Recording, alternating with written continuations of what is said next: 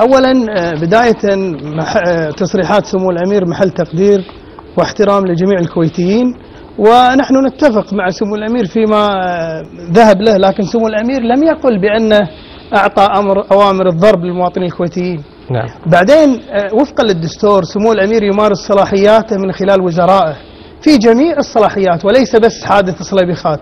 فإذا سلمنا في هذا المبدأ فإنه أيضا الوزراء محاسبين أمام مجلس الأمة بما فيهم رئيس الوزراء، فالاستجواب دستوري وقانوني وأمر طبيعي، لأنه هو حق دستوري، لكن على ماذا الاستجواب؟ خليني أوضح لك نقطة.